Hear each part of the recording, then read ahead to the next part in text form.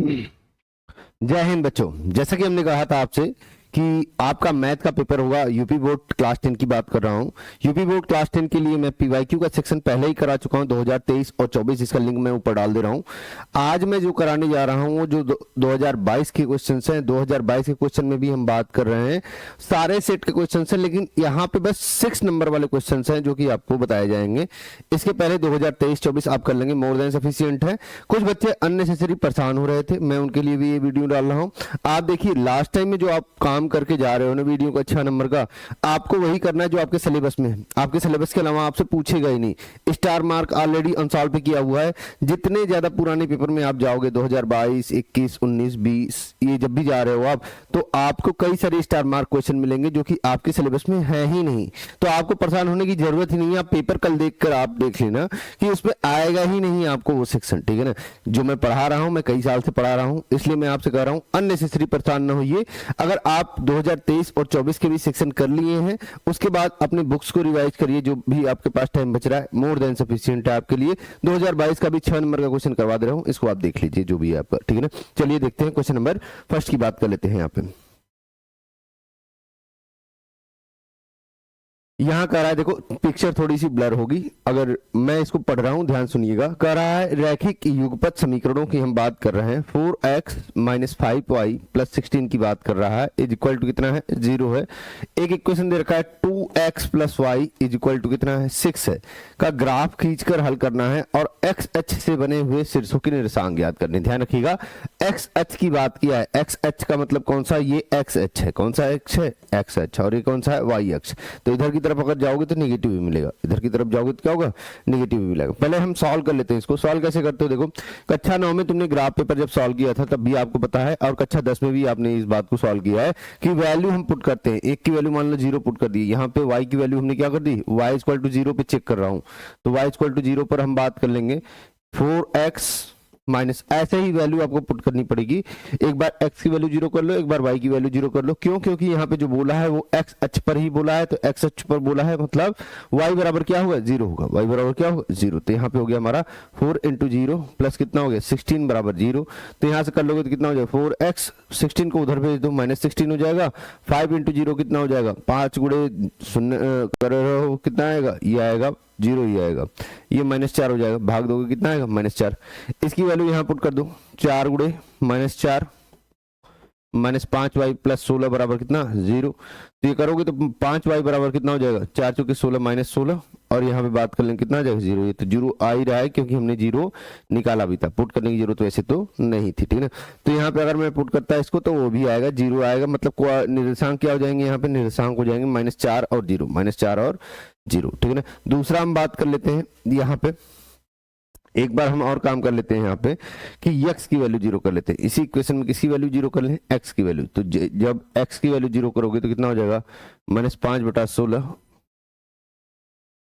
5y + 16, sorry यहाँ पे -5y को उधर भेजोगे कितना हो जाएगा, 5y, और इधर कितना हो जाएगा, 16। y = कितना हो जाएगा, 16/5, 16 कितना 5। मतलब यहाँ निर्देशांक क्या आ जाएगा, 0 और 16/5, यही तो आएगा।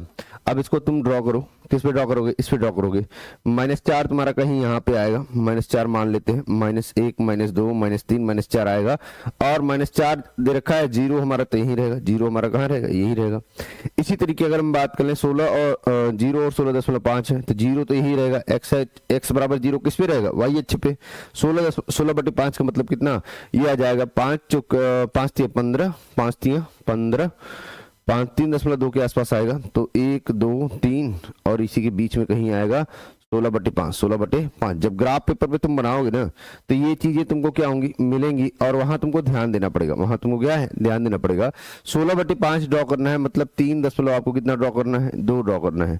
3.2 का मतलब अब तुम पता है कि 3 और 4 के बीच में 10 खाने होंगे। कितने खाने होंगे, 10 खाने होंगे। तो दूसरे वाले पे तुम क्या कर लोगे, ले लोगे, और तुम्हारा काम क्या हो जाएगा, हो जाएगा। 3.2 की बात कर रहा है, 16/5, और हमारा कितना है, 0 और 16/5, 0 और 16/5। तो ये हमारे निर्देशांक हो गए 0 और 16 16/5। ध्यान रखना ये जा रहा है एक निर्देशांक कौन सा जा रहा है, ये वाला जा रहा है। इन दोनों को क्या कर देंगे, मैच करा देंगे। क्या करा देंगे, मैच करा देंगे आगे की तरफ, ठीक है ना, ऐसे मैच करा दिया। अब देखो दूसरा वाला हम बात कर लेंगे, 2x + y दे रखा है। इस वाले समीकरण को हम सॉल्व करेंगे। एक बार x बराबर क्या रखेंगे, 0। x बराबर 0 पर हम बात कर लेंगे कितना आ जाएगा, y बराबर 6 आ जाएगा। y बराबर कितना आ जाएगा, 6। तो मतलब निर्देशांक कितने हो जाएंगे, 0 और 6। इसी तरीके एक बार y बराबर 0 पर करेंगे। एक बार क्या करेंगे, अगर यदि x बराबर 0 ऐसे लिख लिया करो, यदि y बराबर क्या 0, y बराबर 0 किया तो 2x बराबर कितना हो जाएगा, 6। x बराबर कितना हो जाएगा, 3। तो मतलब निर्देशांक कितने हो जाएंगे, 3 और 0, 3 और 0। तो एक तुम्हारा 3 और 0 आ रहा है, एक तुम्हारा कितना आ रहा है, 3 0। मतलब 1 2 3, 3 0 हमारा कहाँ होगा, यही होगा। 3 0 कहाँ होगा, यही होगा। और हम बात कर लेंगे 0 और 6 आ रहा है, मतलब x 0 है, y 6 है।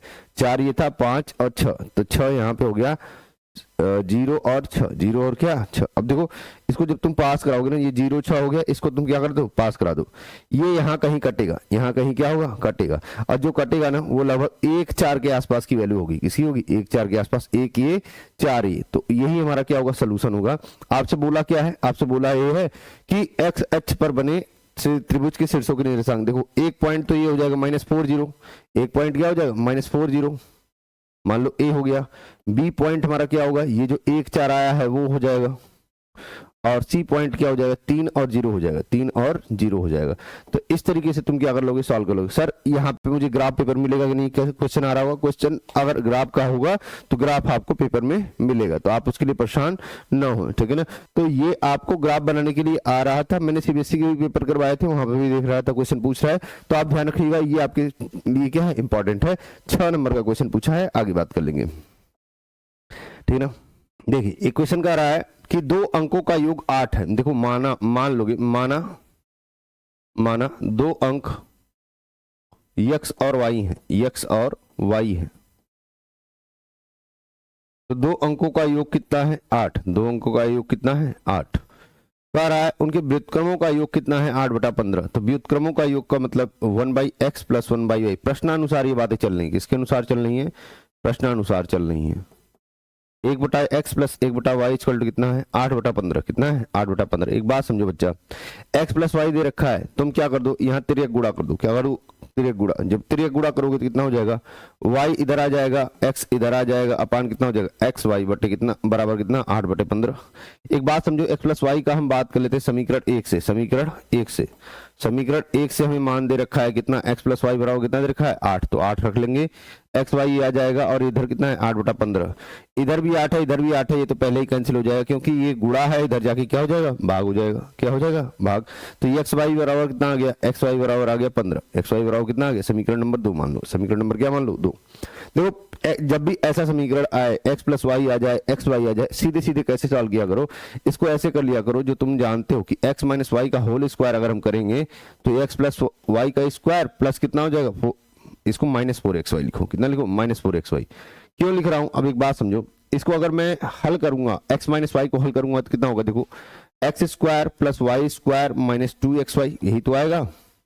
x² + y² - 2xy, यही होता है हमारा फॉर्मूला। लेकिन प्लस वाले को जब सॉल्व करोगे तो कितना होगा, x² + y² + 2xy, और इधर कितना हो जाएगा, -4xy। तो +2xy - 4xy कितना हो जाएगा, x² + y² - 2xy हो जाएगा। कितना हो जाएगा, -2xy। यही आपसे क्या कर रहा था, पूछ रहा था। अब देखो ये भी सेम है, ये भी सेम है, मतलब इसको ये मैं लिख सकता हूं। और इससे फायदा क्या होगा, देखो इससे फायदा ये होगा कि एक बार x + y के रूप में समीकरण मिल जाएगा, और यहाँ एक बार x - y के रूप में। अब इन दोनों को सॉल्व करना मेरे लिए क्या है, इजी है, इसलिए मैं इसको इजीली क्या कर लूंगा, सॉल्व कर लूंगा। 8 का स्क्वायर -4 गुणे कितना, xy की वैल्यू कितनी दे रखी है, 15 दे रखी है। कितनी दे रखी है, 15। तो हो जाएगा 64 - 60, ये कितना हो जाएगा, 4। और x - y का होल स्क्वायर की वैल्यू आई है, ये x - y की वैल्यू कितनी हो जाएगी, √4। इसको हम सॉल्व कर लेंगे तो +-2 आएगा, + क्या आएगा, 2। तो आप ध्यान दो एक बात की, हमें क्या हो गई, x - y की वैल्यू हमें 2 मिल गई। कितनी मिल गई, 2। x + y की वैल्यू आपको पहले कितनी मिली थी, 8 मिली थी, और x - y की वैल्यू कितनी मिल गई, इसको समीकरण नंबर 3 मान लो। समीकरण 1 तथा 3 को जोड़ने पर, समीकरण 1 तथा 3 को जोड़ने पर, तो जब जोड़ोगे तो कितना हो जाएगा, ये हो जाएगा x - y बराबर कितना, ये हो जाएगा 2। हल कर लो, जोड़ेंगे तो कितना हो जाएगा, माइनस प्लस कैंसिल हो जाएगा, 2x बराबर 10, तो ये x बराबर कितना 5, x बराबर कितना हो गया 5, x बराबर 5 हो गया। तो समीकरण 1 से बात कर लो, समीकरण 1 से, समीकरण 1 से, समीकरण 1 क्या है देखो, x प्लस वाई बराबर कितना है 8 है, x प्लस वाई बराबर कितना है 8, और यहाँ पे तुमको पहले ही तुमने निकाल रखा है, ये 5 आ गया, ये कितना आ गया 5 प्लस वाई बराबर 8, y बराबर कितना 8 माइनस 5 मतलब कितना आ गया 3, कितना आ गया 3, तो y की वैल्यू कितनी आ गई 3 आ गई, x की वैल्यू कितनी आ गई 5। मतलब आपको निर्देशांक पता हो गई कि हाँ, मतलब ये संख्याएं पता हो गई कि x की वैल्यू 5 आएगी और y की वैल्यू 3 आएगी। बस ध्यान यहाँ देना था तुमको, ध्यान क्या देना था यहाँ, और एक व्युत्क्रम जो हल कर रहा है यहाँ पे 2 स्टेप में क्वेश्चन वैसे भी सॉल्व हो जाता, अदरवाइज आप जानते हो कि हाँ क्वेश्चन इजी है। क्वेश्चन क्या है इजी, 6 नंबर का क्वेश्चन है, 6 नंबर आपको क्या हो जाएगा मिल जाएगा। आगे बात कर ले हम, देखो अंसार में जब तुम मैच कराओगे ना, इसमें थोड़ी सी मेरे से क्या हो गई है, गलती हो गई है। गलती क्या, मतलब सेट 7 का पहले क्वेश्चन शायद डाल दिया गया है, तो क्वेश्चन सफल हो गए हैं। आप मैच कराओगे ना सेट 1 से लेकर सेट 7 तक तो सारे क्वेश्चन यही हैं, बट आगे पीछे हो गया क्वेश्चन, ठीक है ना, क्योंकि डायरेक्ट तुरंत बनाना था और मेरा पेपर चल रहा है इस समय जिसकी तैयारी मैं कर रहा हूँ, तो थोड़ा सा इसमें डिस्टर्बेंस हो गया, मैंने फोटो ही क्लिक करके डाल दिया, तो इसमें परेशान मत होना अननेसेसरी। आगे बात कर लेते हैं ठीक है ना, देख लेना एक बार, पेपर का ही है। तो यहाँ पे हम बात कर लेंगे अगला क्वेश्चन,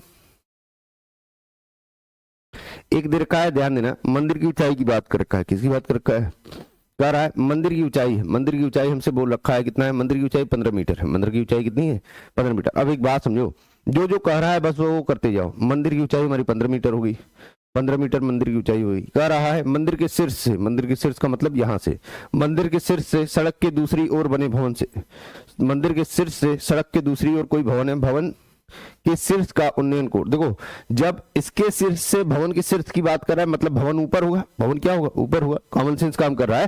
कह रहा है मंदिर की ऊंचाई 15 मीटर है और भवन की ऊंचाई तुमसे बोल रहा है, तो दूसरी ओर बात कर रहा है और ये हमारा दूसरी तरफ रहेगा, तभी तो ये हाइट जाएगा, तभी तो ये हाइट जाएगा, उन्नयन कोण तो तभी बनेगा, ठीक है ना। तो उन्नयन कोण हमारा बन गया, उन्नयन कोण जब भी बनेगा किससे होगा, बेस लाइन से बनेगा, तो यहाँ कितना हो गया 30 डिग्री, ऐसा बोल रहा है, ऐसा क्या कर रहा है, उन्नयन कोण कितना है 30 डिग्री।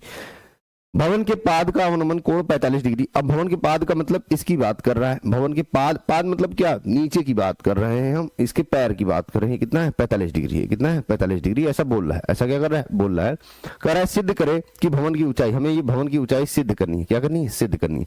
पहली बात तो समझो कि ये ए है, ये बी है, ये सी है, ये डी है और ये क्या मान लो ई है। तो तुम यहां मानोगे, माना माना डी बराबर कितना एच, डी बराबर कितना एच मीटर।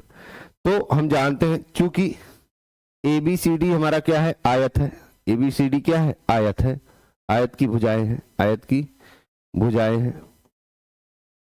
तो हम बात कर लेंगे क्या हो जाएगा, ए बी बराबर क्या सी डी, ए बी बराबर क्या हो जाएगा सी डी, मतलब ए बी 15 है तो सी डी भी कितना हो जाएगा 15 मीटर, कितना हो जाएगा 15 मीटर, ठीक ना।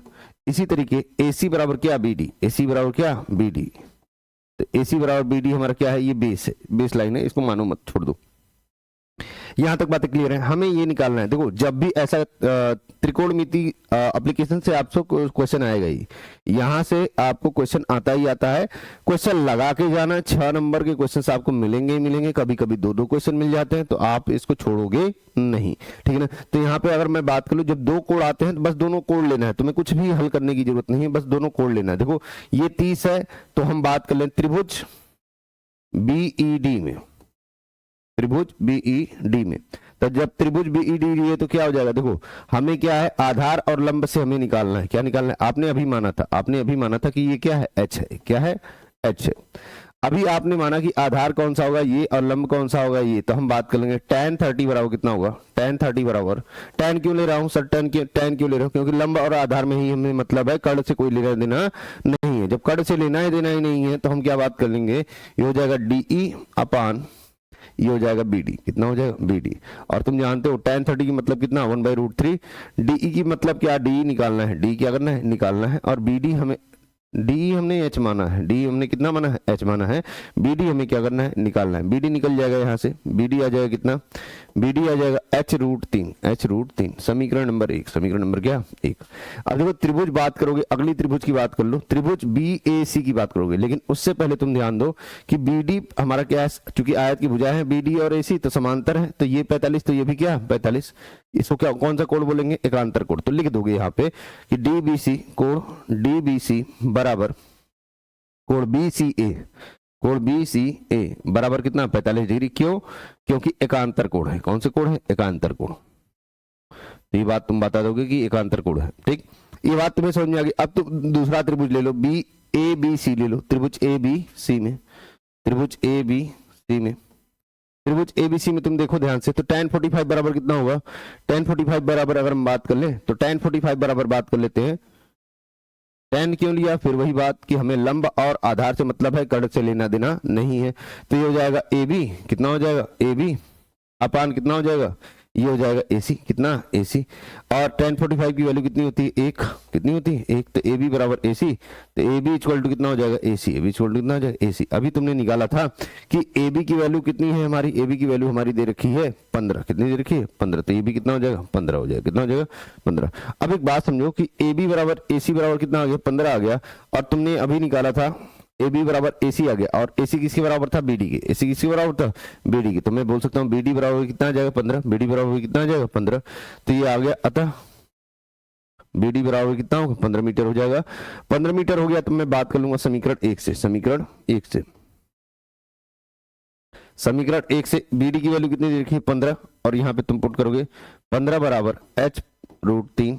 h बराबर कितना हो जाएगा? 15/√3। इसका परमेयीकरण कर दो, √3 का ऊपर गुणा √3 का नीचे, तो कितना हो जाएगा? 15√3 बटे कितना? 3। तो ये जाएगा 3 × 15, 5√3। कितना? 5√3। एक बात समझो, h की वैल्यू तुम्हारी आ गई। h की वैल्यू तुम्हारी क्या हो गई? आ गई। और यहां से हम बात कर लें, h तुम्हें पहले ही पता लग गया, और तुम्हें भवन की ऊंचाई निकालनी है। भवन की ऊंचाई कितनी हो जाएगी? देखो यहां ध्यान से, भवन की ऊंचाई, भवन की ऊंचाई बड़े ध्यान से देखना।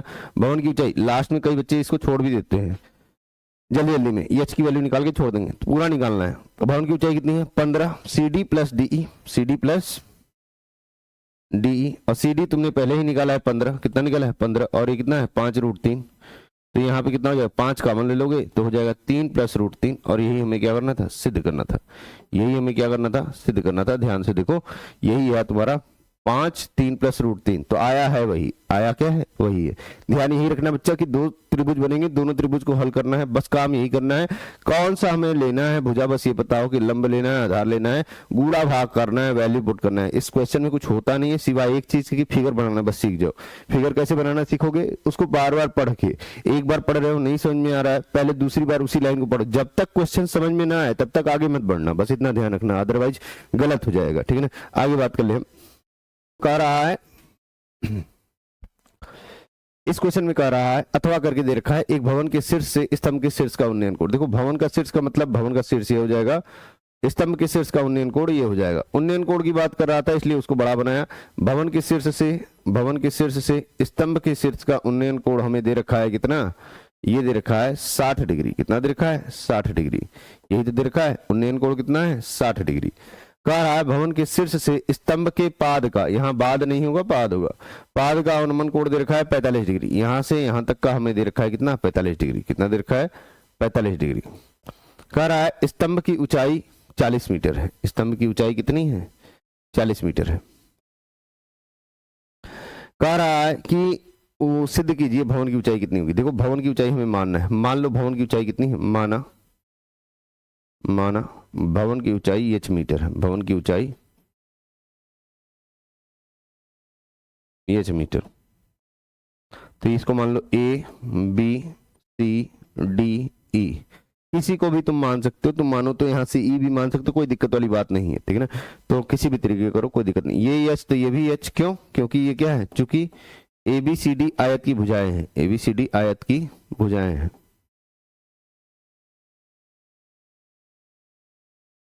ये हो जाएगा AB बराबर क्या?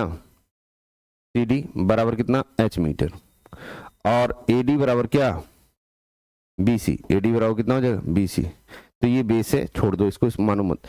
यहां पे हम बात कर लेंगे, ये हो गया CBD कोण। CBD बराबर कितना? ये कोण, ये भी कितना होगा? 45 डिग्री। CBD बराबर BDA, BDA ये कितना होगा? 45 डिग्री। ये कौन सा कोण है? एकांतर कोण है। कौन सा कोण है? एकांतर कोण। तो ये बात ध्यान देना कि एकांतर कोण तो हो गया, ये 45 डिग्री आपको दे रखा है। तो हम बात करेंगे त्रिभुज BCE में, BCE में त्रिभुज BCE में हम बात कर लें तो कितना होगा, tan 60 degree, tan 60 degree, 60 degree का मतलब कितना, CE अपान BC, CE अपान कितना BC, तो 60 डिग्री का मतलब कितना √3, और CE की वैल्यू तुमको क्या करनी है, निकालनी है। तो CE इक्वल टू कितना हो जाएगा, CE equal to direct transfer कर लो, कितना हो जाएगा BC √3, BC √3, समीकरण नंबर 1, समीकरण नंबर क्या 1, ठीक है ना। बात कर लेंगे त्रिभुज ABD में, त्रिभुज ABD में कितना हो जाएगा, ये हो जाएगा tan 45, tan क्यों ले रहे हैं, क्योंकि लंबा आधार से ही मतलब है, बार बार वही चीज बता रहा हूं कि कोण के ठीक सामने लंब हो जाएगा और ये आधार हो जाएगा, तो ये कितना हो जाएगा AB अपान AD, tan 45 मतलब लंब बटे आधार, AB अपान AD, तो AB अपान कितना AD, ये कितना हो जाएगा 1 बराबर AB अपान कितना AD। यहां से जब तुम सॉल्व कर लोगे तो AB बराबर कितना आ जाएगा AD, AB बराबर कितना आ जाएगा AD, यही तो आएगा। AB बराबर कितना आ जाएगा AD, AB बराबर कितना आ जाएगा AD आ जाएगा। तो AB कितना था हमारा H था, कितना था H था, ये कितने के बराबर है H के बराबर है। अब यहाँ पे देखो ध्यान से कि AB बराबर AD तुम्हारा आ गया, और AD किसके बराबर था, BC के बराबर, तो यहाँ पे लिख लोगे क्योंकि AD बराबर क्या है BC है, AD बराबर क्या है BC है, दिया है, क्या है दिया है,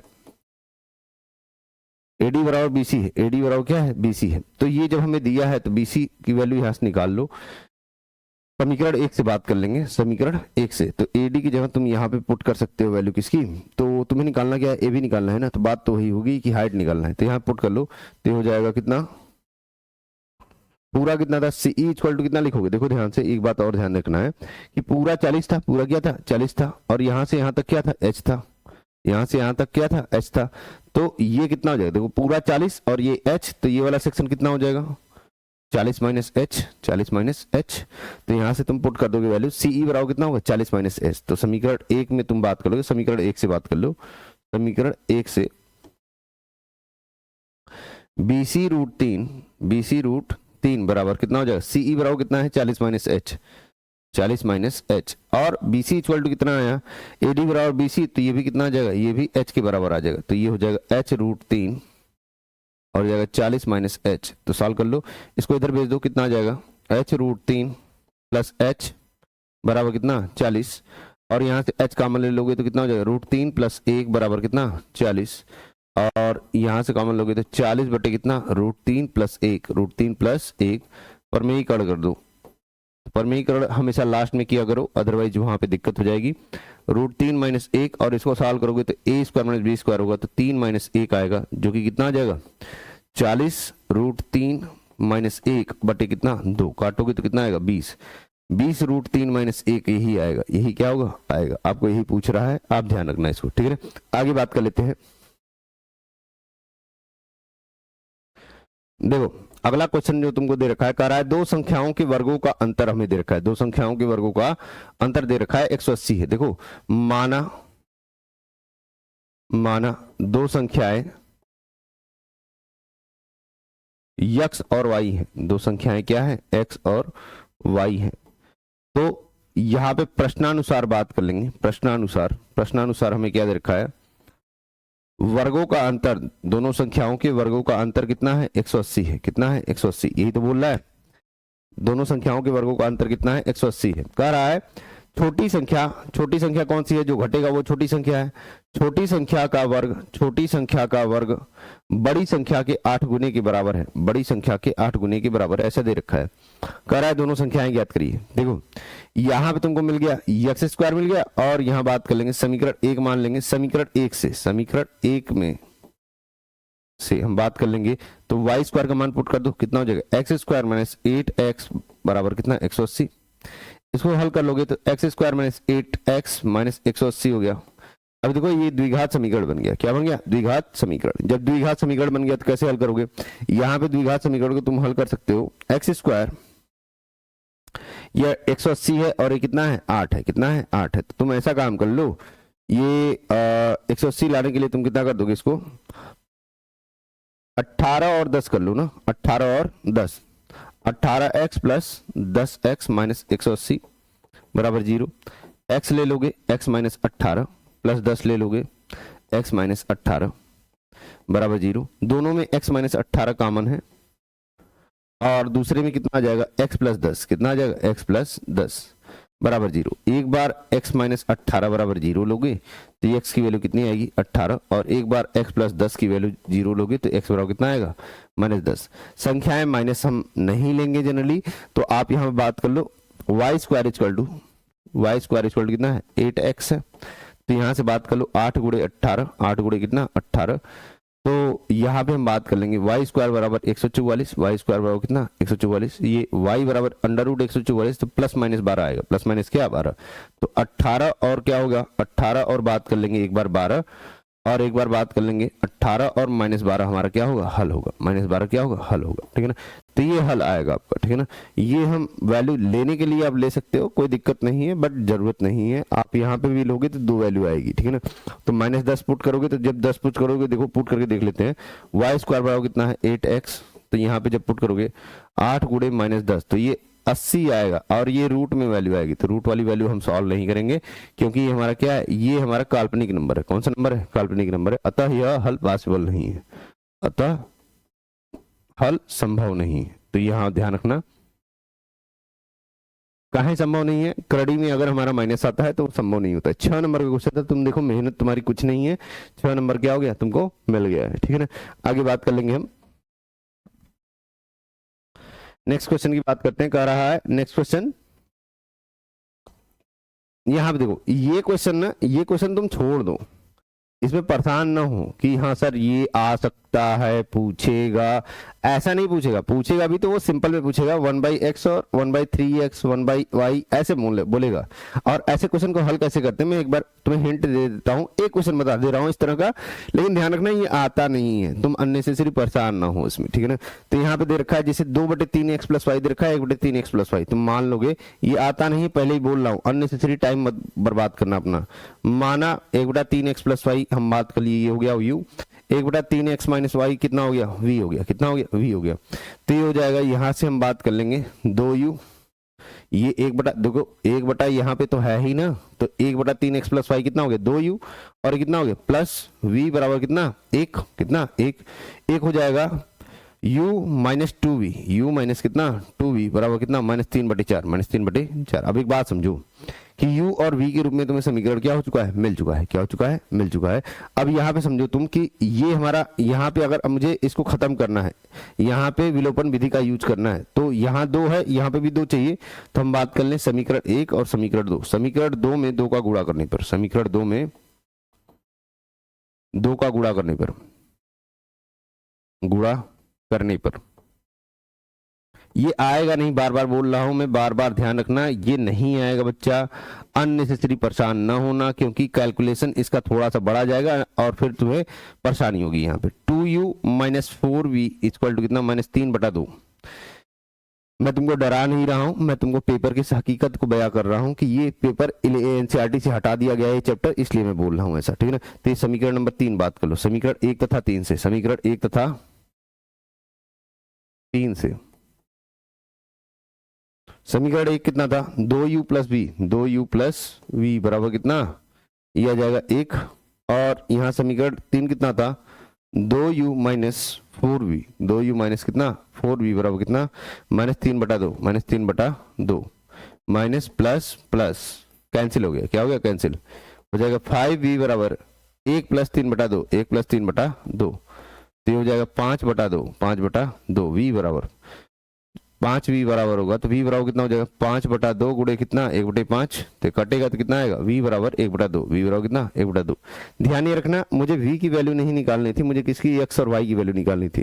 v बराबर क्या माना था 1/3x - y, 1/3x - y 1/2, तो 3x - y बराबर कितना आ जाएगा 3x - y बराबर आ जाएगा 2। तो समीकरण यहाँ मान लोगे कौन सा, समीकरण नंबर 4, समीकरण नंबर क्या 4। v का मान समीकरण 1 में रखने पर, समीकरण 1 में रखने पर, तो v का मान समीकरण 1 में रखोगे तो कितना हो जाएगा 2u + 1/2 = कितना 1, 2u = 1 - 1/2, तो ये कितना आ जाएगा 1/2 आ जाएगा। u बराबर कितना हो जाएगा, ये आ जाएगा बटे में 2, तो मतलब 1/4, 1 बटे कितना 4। और u बराबर कितना माना था तुमने, u बराबर तुमने माना था 1/3x + y, 1/3x + y, 1/3x + y, u बराबर माना था कितना 1/4, कितना माना था 1/4, तो ये रख लो 3x प्लस वाई बराबर कितना आ गया 4, 3x प्लस वाई बराबर कितना आ गया 4। समीकरण 4 ये था, समीकरण 5 इसको मान लोगे।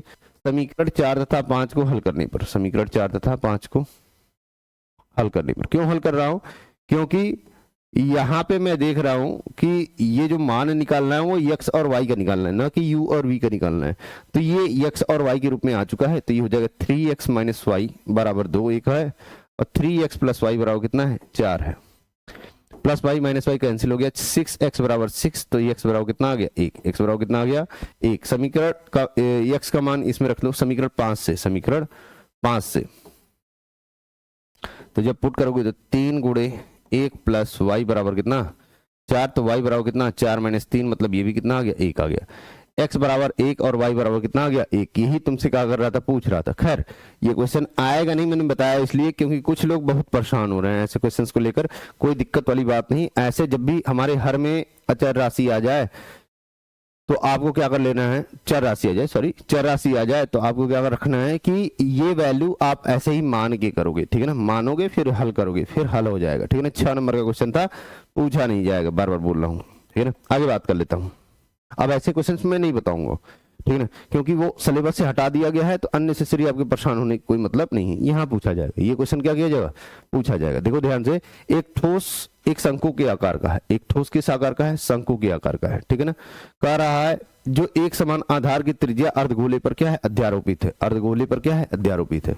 यदि अर्धगोले का वक्रपृष्ठ, अर्धगोले का वक्रपृष्ठ क्या होता है, देखो अर्धगोले का वक्रपृष्ठ होता है, अर्धगोले का गोले का वक्रपृष्ठ बताओ कितना होता है, अर्धगोले का वक्रपृष्ठ, कई लोगों को फार्मूला ही याद नहीं हुआ अभी तक, ठीक है ना, दिक्कत वाली बात है। अर्धगोले का वक्रपृष्ठ अगर मैं बात कर लूंगा तो कितना होगा 2πr², कितना होगा 2πr², ठीक।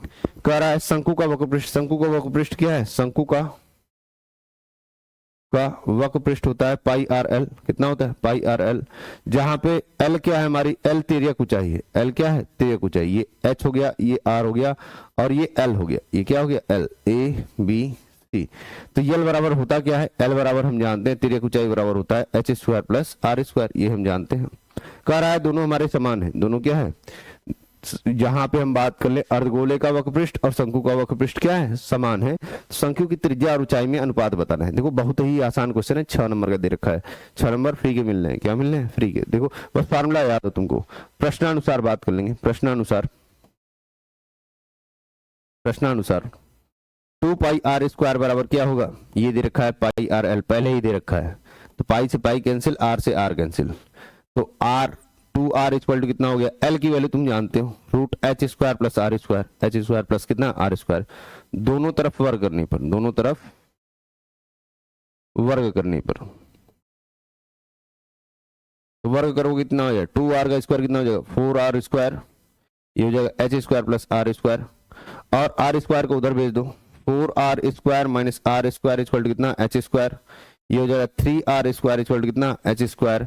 तो ये हो जाएगा, यहां से अगर तुम हल करोगे तो तुम्हें क्या करना है, त्रिज्या और ऊंचाई का अनुपात, तो r² बटे h² बराबर कितना 1/3, तो r बाई h बराबर कितना 1/√3, यही तुम्हें निकालना था। अब तुम देखो इस क्वेश्चन में क्या था, 6 नंबर का क्वेश्चन पूछा था, ये तुमको बस पता होना चाहिए, काटपीट करने आना चाहिए, इक्वेशन सॉल्व करोगे आंसर क्या हो जाएगा, आ जाएगा, ठीक है, कुछ नहीं करना था सिवाय फार्मूला याद होने की, ठीक है ना, याद रखना है इस बात को। आगे बात कर ले हम,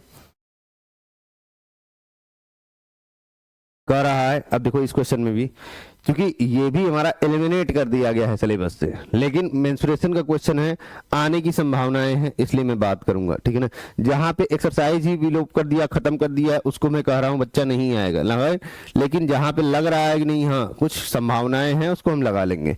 जैसे 12 सेंटीमीटर, 16 सेंटीमीटर और 20 सेंटीमीटर व्यास वाली धातु को हम पिघला कर क्या कर रहे हैं, यहाँ गोला बनाया जा रहा है, तो कह रहा है गोले का व्यास ज्ञात करिए। देखिए यहाँ बात कर लो, r1 इक्वल टू कितना हो जाएगा, ये व्यास दे रखा है ना, त्रिज्या निकालोगे तो कितना आएगा 6 सेंटीमीटर, इसको निकालोगे r2 इक्वल टू कितना हो जाएगा 16/2, मतलब कितना 8 सेंटीमीटर, और r3 बराबर कितना हो जाएगा, ये 20/2, मतलब कितना 10 सेंटीमीटर।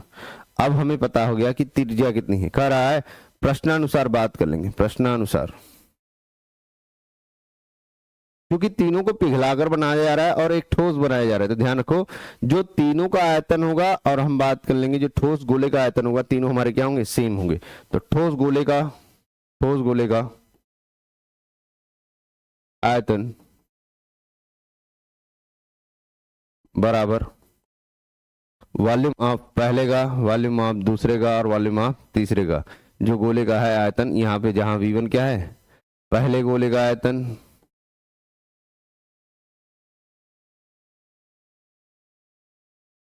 V2 क्या है, दूसरे गोले का आयतन, और V3 क्या है, तीसरे गोले का आयतन।